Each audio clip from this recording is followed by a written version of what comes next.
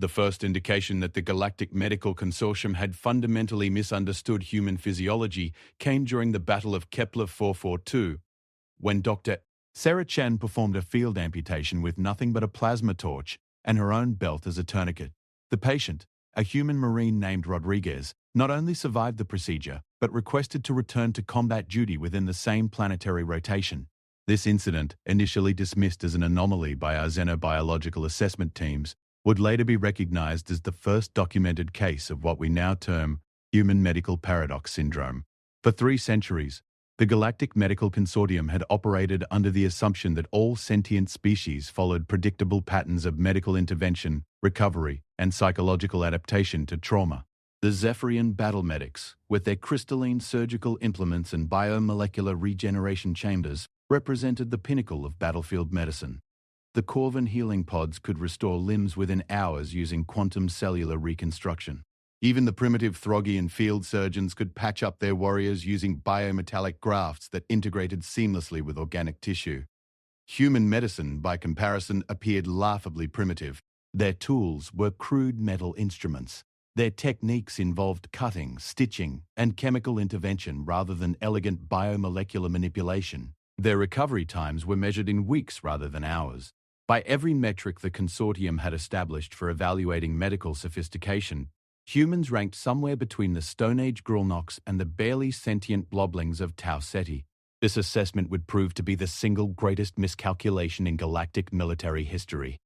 Marcus Webb had been practicing emergency medicine for 15 years when Earth was invited to join the Galactic Defense Alliance. A trauma surgeon from Detroit, he had seen everything the human condition could throw at a medical professional. Gunshot wounds, car accidents, industrial incidents, and the endless parade of human self-destruction that filled emergency rooms across Terra.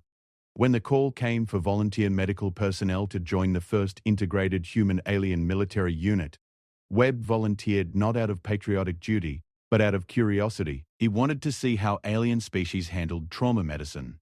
What he discovered during his first deployment to the contested moon of Rigel, 7 would revolutionize galactic understanding of human capabilities. The Zephyrian battle medics operated with mechanical precision. When one of their warriors sustained a plasma burn to the torso, they would immediately transport the wounded to a sterile medical facility, perform detailed bioscans, synthesize the appropriate regenerative compounds, and begin the healing process in controlled environmental conditions. The procedure typically took 6 to 8 hours and had a success rate of 94.7%. It was efficient, reliable, and scientifically sound. Human field medicine followed no such protocols. When Private Jackson took a shard of crystallized metal through his lung during the first skirmish on Rigel, 7, Dr. Webb's response violated every principle of established medical practice. Instead of evacuation to a sterile facility, Webb performed emergency surgery on the battlefield, using instruments he sterilized with alcohol from a flask he carried in his jacket. He sealed the lung using a technique he had learned from a YouTube video 20 years earlier, administered pain medication with a dosage calculated by estimation rather than precise biomolecular analysis, and had Jackson back on his feet within 3 hours.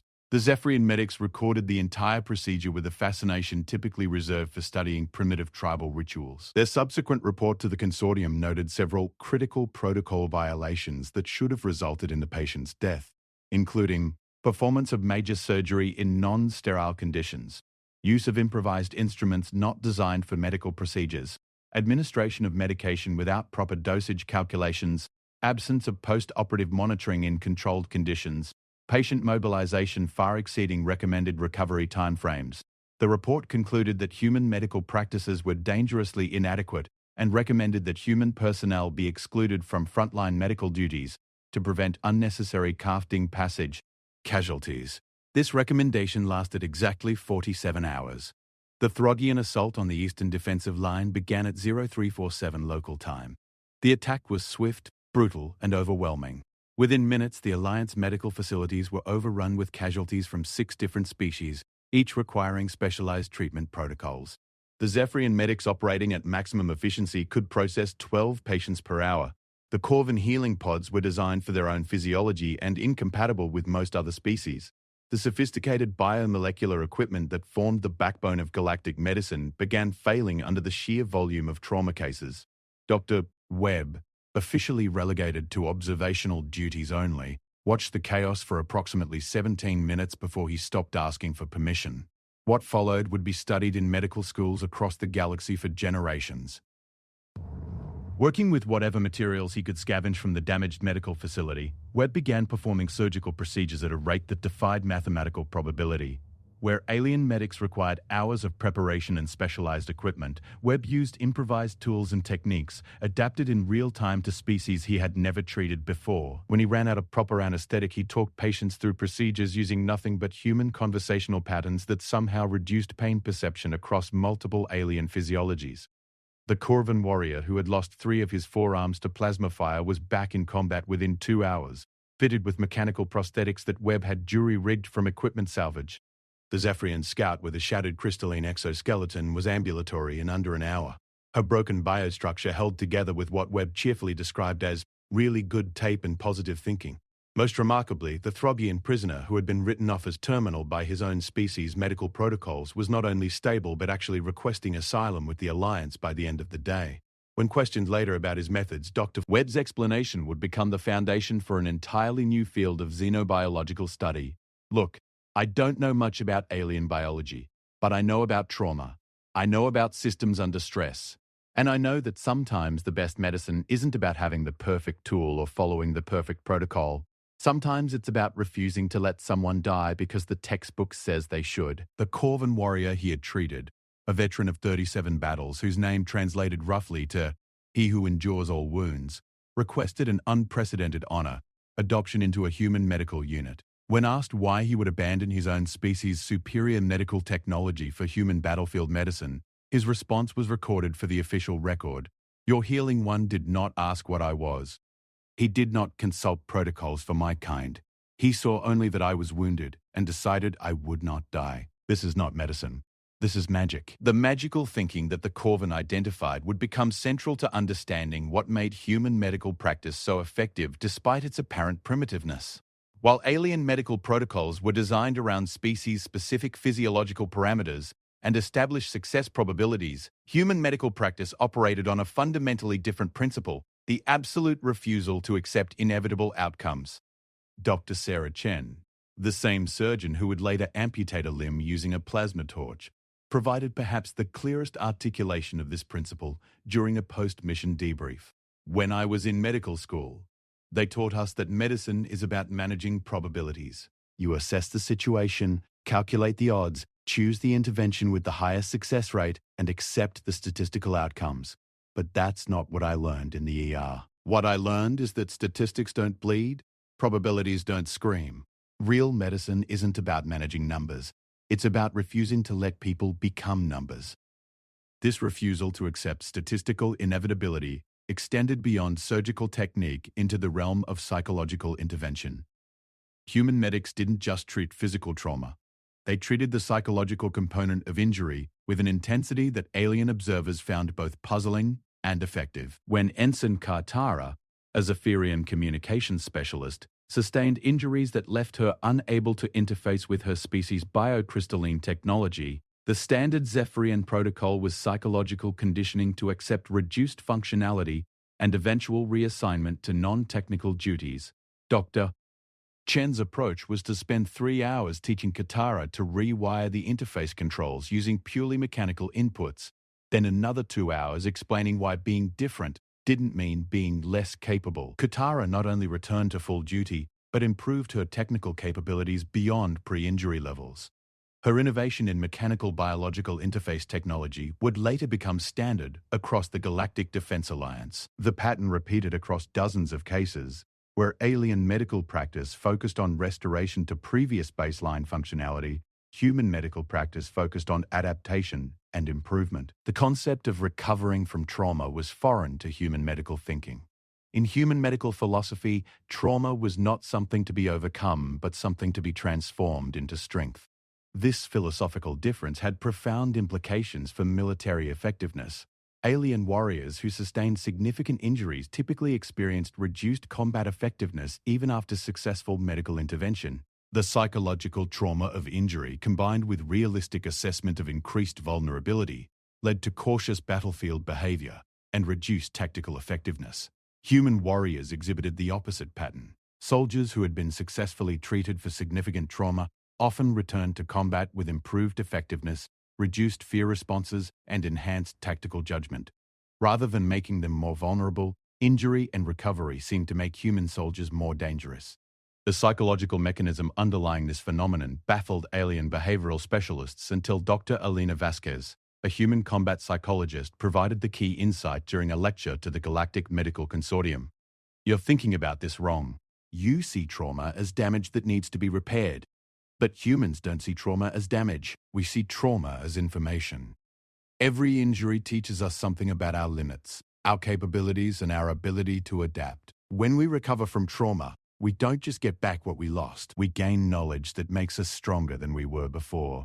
This concept of trauma as information rather than damage represented a fundamental shift in galactic understanding of human psychology. Where other species viewed injury as evidence of mortality and vulnerability, humans viewed injury as evidence of survival capability and adaptive potential. The implications extended far beyond individual psychology. Human medical teams began displaying collective behavioral patterns that seemed to violate established models of organizational psychology under stress. While alien medical units showed decreased performance efficiency as casualty rates increased, human medical teams showed the opposite pattern. Higher casualty volumes led to increased coordination, faster decision-making, and improved improvisational capabilities. During the siege of Proxima Station, human medical teams achieved treatment rates that exceeded theoretical maximum efficiency calculations by more than 300%. When questioned about how they were achieving impossible performance metrics, the response from Dr. James Rodriguez became legendary across the medical community. "Impossible is just another word for haven't figured out how yet. When people are dying, you don't get to use the word impossible.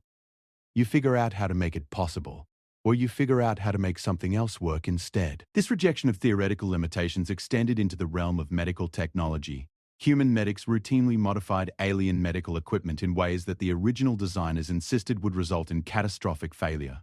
Instead of catastrophic failure, these modifications typically resulted in improved performance across multiple alien physiologies. The breakthrough came when Dr. Chen realized that alien medical technology was designed around the concept of precision. Exact dosages, specific environmental conditions, predetermined surgical protocols. Human medical technology was designed around the concept of adaptation, tools that could be used in multiple ways, medications that could be modified for different conditions, techniques that could be improvised in real time. When human medics modified alien equipment, they weren't breaking it. They were making it more human. The most dramatic example occurred during the Battle of Wolf 359, when Dr. Webb successfully modified a Zephyrian biomolecular regeneration chamber to treat casualties from 7 different species simultaneously. According to Zephyrian engineering specifications, such modification should have been impossible. According to human engineering philosophy, impossible was just another design constraint to be overcome. The modified regeneration chamber not only worked but achieved healing rates that exceeded single-species optimization by an average of 47%. More remarkably, patients treated in the modified chamber showed psychological recovery patterns typically associated with human trauma response, increased confidence, reduced fear conditioning, and enhanced adaptive behavior. The alien patients were becoming psychologically human. This phenomenon of psychological convergence around human trauma response patterns led to the establishment of integrated medical units throughout the Galactic Defense Alliance. Alien personnel specifically requested assignment to human-led medical teams not because of superior technology, but because of superior outcomes. Soldiers treated by human medical teams showed consistently better long-term performance, regardless of their species of origin. The reason, according to Dr. Vasquez's groundbreaking research, was simple. Human medicine doesn't just treat the body, it treats the story. When we save someone, we don't just repair their physical systems. We change their narrative from "I was broken" to "I survived something that should have killed me." That narrative change is more powerful than any biomolecular therapy. This narrative medicine became central to human medical practice across the galaxy. Human medics didn't just explain medical procedures, they explained what the procedures meant in terms of human concepts of strength, resilience, and adaptive capability. Alien patients began adopting human psychological frameworks for understanding trauma and recovery. The transformation was so profound that it triggered a crisis within the Galactic Medical Consortium. Traditional alien medical practice, with its emphasis on precise protocols and statistical outcomes, began showing decreased effectiveness compared to human-influenced hybrid approaches. Medical schools across the galaxy began incorporating human medical philosophy into their curricula, despite the apparent primitiveness of human technology. The crisis deepened when it became clear that the effectiveness of human medical practice was not dependent on human physiology. Alien medics who adopted human medical philosophy achieved similar results, even when treating their own species using traditional alien technology. The power of human medicine was not in the tools or techniques, it was in the mindset. This mindset was perhaps most clearly articulated by Dr. Chen during her testimony before the Galactic Medical Review Board. We don't see patients as collections of symptoms to be managed. We see them as people with problems to be solved. When someone comes to us broken, we don't just fix the break. We make them stronger than they were before it happened. That's not medicine. That's transformation. The concept of medical intervention as transformation rather than restoration revolutionized galactic healthcare. Traditional alien medical practice focused on returning patients to their previous baseline state.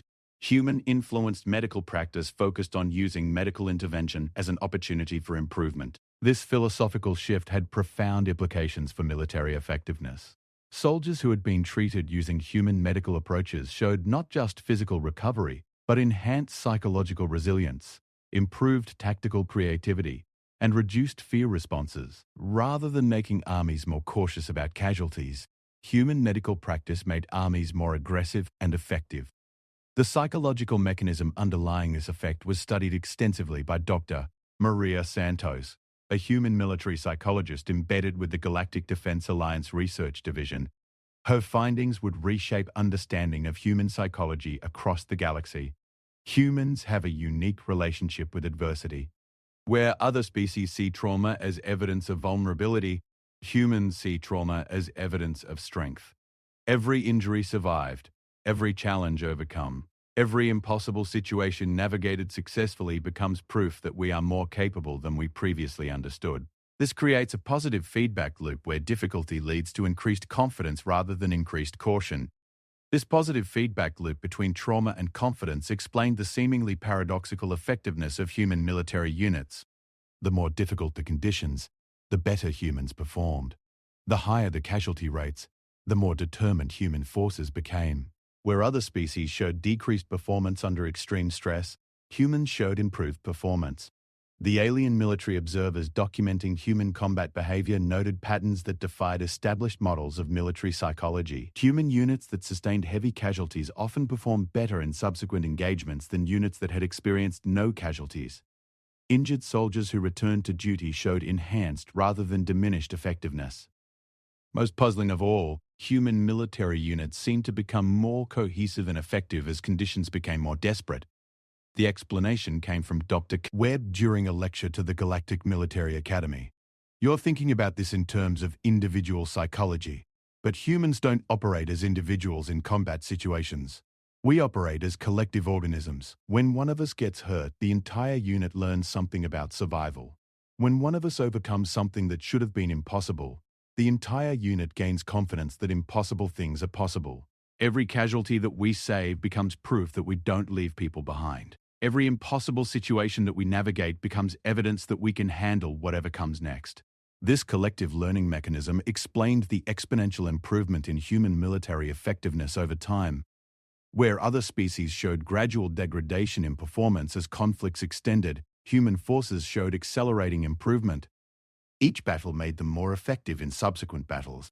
Each casualty that was successfully treated made the entire unit more confident in their ability to survive future casualties. The implications extended beyond military applications. Human-influenced medical practice began showing similar effects in civilian populations. Alien societies that adopted human medical philosophy showed increased innovation rates, enhanced problem-solving capabilities, and reduced psychological trauma from natural disasters or accidents. The transformation was so comprehensive that it prompted a complete re-evaluation of human capabilities across all fields of endeavor. The species that had been dismissed as primitive and technologically backward was systematically outperforming more advanced civilizations in areas ranging from medical practice to military effectiveness to social adaptation. The realization that human effectiveness was not dependent on technological sophistication but on psychological approach led to what historians would later call the Great Recalculation. Every assumption the galaxy had made about human capabilities had to be revised upward. Every projection about human potential had to be expanded. Every assessment of human limitations had to be reconsidered. Dr. Elena Vasquez, who had become the leading authority on human psychology within the Galactic Defense Alliance, provided the definitive explanation during her address to the Galactic Council. You evaluated us based on our technology and concluded we were primitive. You evaluated us based on our physical capabilities and concluded we were weak. You evaluated us based on our social structures and concluded we were chaotic. But you never evaluated us based on our response to adversity. You never measured our capacity for transformation. You never calculated our ability to become stronger through struggle. The title of her address would become famous throughout the galaxy. The man who destroys his weak self can never be destroyed by others. This principle of self-destruction leading to invulnerability became central to galactic understanding of human psychology. Where other species sought to protect their weaknesses, humans sought to eliminate them. Where other species viewed limitations as fixed constraints, humans viewed limitations as temporary obstacles to be overcome. Where other species saw adversity as something to be avoided, humans saw adversity as something to be embraced as an opportunity for growth. The medical implications of this psychological framework were profound. Human medics didn't just treat injuries. They used injuries as opportunities to make patients stronger than they had been before the injury occurred. Every medical intervention became a chance for improvement rather than merely restoration. This approach achieved results that seemed to violate basic principles of biology. Alien patients treated by human medical teams often showed enhanced physical capabilities compared to their pre-injury baselines. The regenerative processes initiated by human medical intervention seemed to trigger adaptive improvements that exceeded normal healing responses. Dr. Chen's research into this phenomenon revealed that human medical practice was inadvertently activating latent adaptive mechanisms present in most alien physiologies, but normally suppressed by their own medical approaches. By treating injury as an opportunity for improvement rather than merely damage to be repaired, human medical intervention was triggering evolutionary adaptations that had remained dormant in alien species for millennia. The discovery that alien species possessed unused adaptive potential that could be activated through human medical approaches led to a revolution in galactic medicine. Traditional alien medical practice, with its emphasis on precise restoration to previous baselines, was actively preventing evolutionary adaptation. Human medical practice, with its emphasis on improvement through adversity, was triggering rapid evolutionary development.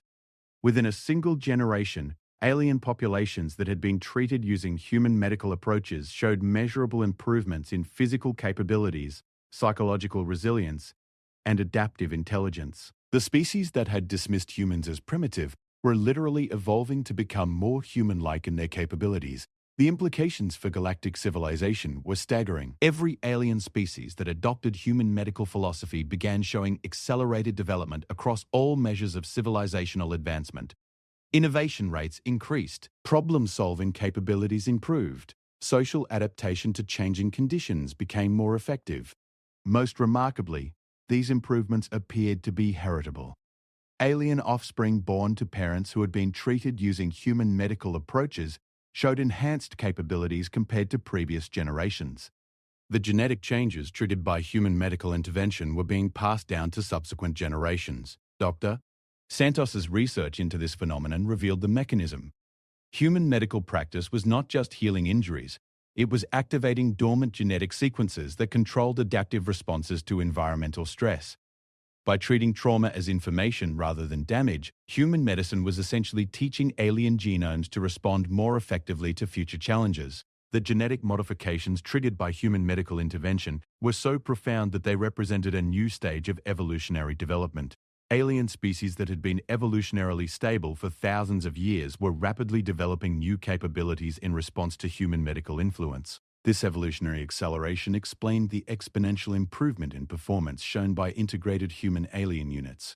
It wasn't just that humans were effective in combat situations, It was that humans were making their alien colleagues more effective through medical intervention that triggered evolutionary advancement. The discovery prompted an emergency session of the Galactic Council to address the implications of human medical practice for galactic civilization. The debate centered on whether human medical influence represented beneficial evolutionary advancement or dangerous genetic manipulation. Dr. Webb's testimony before the council provided the decisive argument. You're asking whether it's ethical for us to make you stronger, smarter, and more resilient. You're asking whether it's right for us to help you become better versions of yourselves. I can't answer that question for you, but I can tell you that every patient we've treated has chosen to become stronger rather than remain as they were. Evolution isn't something we're doing to you. It's something you're choosing to do for yourselves. The council vote was unanimous. Human medical practice would be adopted as the galactic standard, with full understanding that it would trigger rapid evolutionary changes across all participating species. The transformation that followed was unprecedented in galactic history. Within 50 years, every species in the Galactic Defense Alliance had developed enhanced capabilities that exceeded their previous evolutionary potential by orders of magnitude. The galaxy had become a civilization of beings who had learned to treat adversity as opportunity and trauma as information. The philosophical implications were even more profound than the biological ones. The human principle that the man who destroys his weak self can never be destroyed by others had become the governing philosophy of galactic civilization. Every species had learned to identify and eliminate their own limitations rather than accepting them as permanent constraints. This principle extended beyond individual psychology into the realm of civilizational development. Societies began actively seeking out challenges that would force them to develop new capabilities. Conflicts became opportunities for advancement rather than threats to be avoided. Natural disasters became chances to develop improved adaptation strategies rather than tragedies to be endured.